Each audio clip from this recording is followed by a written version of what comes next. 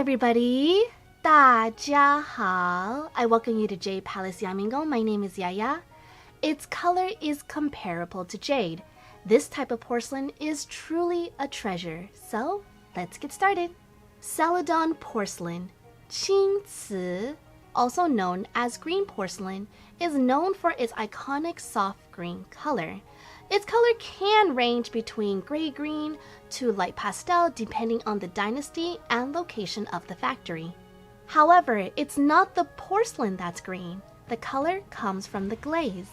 The term Celadon was not coined by the ancient Chinese, but instead by the Western market, most likely the French. In Chinese culture, we have many names for Celadon ware, but the umbrella term is either green ware or green porcelain. The Celadon glaze technique originated during the Shang dynasty, as potters during that time were experimenting with glaze recipes.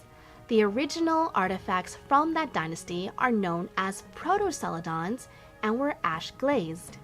Between the Spring-Autumn period and the Warring States period, these high-fired ashware pottery that were hard-bodied with impressed decorations were made.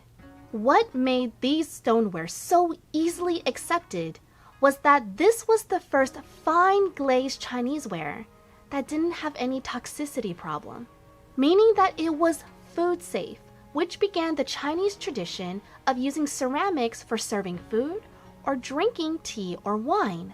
It would not be until the Han Dynasty where true Celadon wares were developed. They were first fired in the Yue kilns in the Zhejiang province. Between the Three Kingdom period and the Southern Dynasty, they would then continue to evolve into its own distinctive form. However, these Celadon wares were not the light green colors that we are accustomed to. We would not see a jade color until later dynasties. Classification and names of different Celadon porcelain are based on where they were made and the dynasty it was developed in. Therefore, there are many types of Celadon porcelain.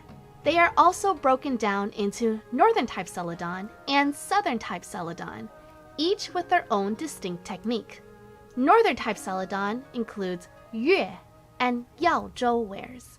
Yue ware, Yue Yao, was developed during the Spring-Autumn period in the northern Zhejiang province. It is considered the predecessor of Celadons. The reason for its name is that it's named after the state it first originated, the state of Yue. It used the ash glaze recipe that usually included wood ash, clay, and possibly small amounts of limestone. It also was fired at 1,000 degrees Celsius or slightly higher. The color ranged from gray to olive or brown. A more refined style of the Yue ware is the Mi Se Yue Qi, which translates to the secret color Yue ware. This type is undecorated, but was known for having a thin, smooth, light-colored glaze of either yellowish or bluish green. Yaozhou ware, Yaozhou Yao, was developed near the Shanxi province during the Tang dynasty, but did not reach its peak until the Northern Song dynasty. Famous for its intricate and rich designs, this is achieved by shallow carvings which allows the glaze to sink into the depressions, which gives it a contrast of light and darker shades. Originally, the kiln site made white and black glazed ceramics, before changing to imitate Yue Celadon during the Five Dynasties period. This type of Celadon has a gray underglaze, typical of northern Celadons, which contrasts beautifully with its olive green color. Southern Celadons include Longquan, Ru, Guan, and Ge wares. Longquan ware, Longquan Qingci, is probably the most iconic of all Celadon wares. It's the one we're most familiar with. Celadon production has a long history at the Longquan kilns, but it would not be until the Northern Song dynasty that large-scale Celadon productions began. After the fall of the Northern Song dynasty, the court fled to the south, near the Longquan kilns.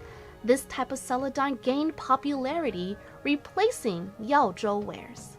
Initially, the colors of Longchen ware were yellowish green to dark olive, before evolving to adopt the pastel sea green shades we know now.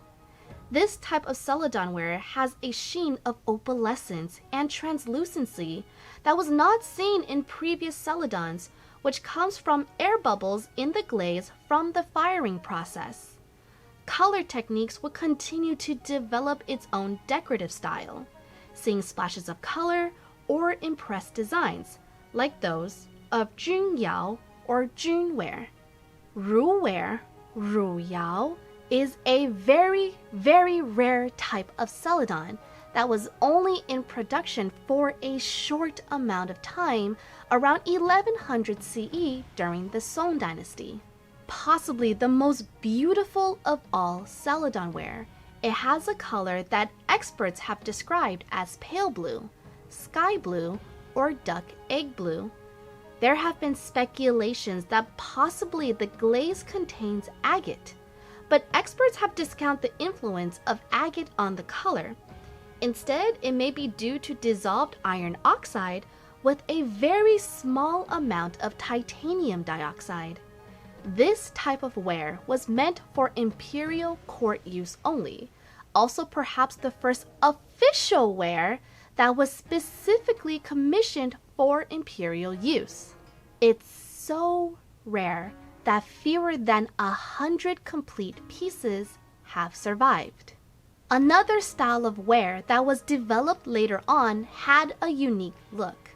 These wares utilized the crackle glaze technique to have a distinct transparent glaze with cracks running throughout the piece, also known as crazing. The cracking comes from the piece cooling, where the layer of glaze is thicker than the body of the ware. However, these networks of fine cracks don't affect the integrity of the vessel itself. Longchen and Ru wares can utilize this technique in their designs. With Longchen, it wasn't a desired effect, instead an accident. It would not be until the Guan wares where it would be deliberate. Two notable crackle glaze wares are Guan and Ge wares. Guan ware, Guan Yao, did not come into popularity until after the northern kilns, which made Ru and Jun wares were lost to invaders. It tries to imitate Ru ware, but it's not difficult to tell them apart. Instead, it uses Longchen techniques. It looks similar to Longchen, and excavations have shown that Guanware could have even been made at the Longchen kilns. Best artifacts show a gray-blue glaze with a wide crackle, or a greener glaze with dense crackle, to a pale gray-brown glaze with dark, dense crackles. Guanware is considered the most frequently copied of all Chinese wares, from the time of its creation until present day. Ge ware, Ge Yao, remains a mystery, even to present-day scholars. There's even been debates on whether surviving artifacts can be even considered as true Ge wares. It's related to Guanware, as Ge ware also features wide crackles as a distinguishing feature. Its characteristics include a color that is more cream or ivory tinted gray-brown with hints of green. Ge means older brother, and according to legend, this type of ware gets its name from the elder Zhang brother, as both brothers were potters. It's said that the elder brother developed a type of special ware that featured the crackle glaze technique, the Ge ware. Surprisingly, it's mostly found in Yuan dynasty tombs and not Song tombs. To this day, we actually don't have a clear definition of true Ge ware. How is this color attained? It's a precise mix of iron oxide and high firing temperature.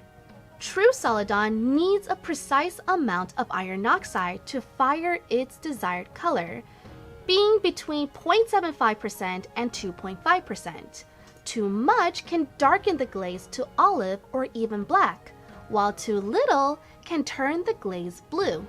It also requires a high firing temperature of at least 1,260 degrees Celsius, but its preferred range is between 1,285 degrees Celsius to 1,305 degrees Celsius. The influence of Celadon is so vast that surrounding Asian countries have taken inspiration and imitated this technique, such as Japan, Thailand, and Korea. Celadon porcelain has been highly recognized by the imperial court of different dynasties. Remember, this was the first official ware that was commissioned by the imperial court. It would only be overshadowed by the popularity of the blue and white porcelain. Within recent years, Celadon ware has seen a form of revival. Though you can say its popularity never actually waned, it has always been more favored in the domestic Chinese market as opposed to the Western market. No matter its past or future, just by looking at this beautiful color, we see the mastery of dynasties past. I have a Teespring if you'd like to support the channel. I have a lot of super cute designs that I'm really proud of, so please check it out if you can. Link is in the description below. So what do you guys think? Which type of Celadon is your favorite? Leave a comment down below because I would like to know. You can also let me know what topics you'd like to see me cover in the future. If you enjoyed this video, please give it a like and subscribe to Jade Palace Yamingong. I would very much appreciate it. And until next time, 再见了，拜拜。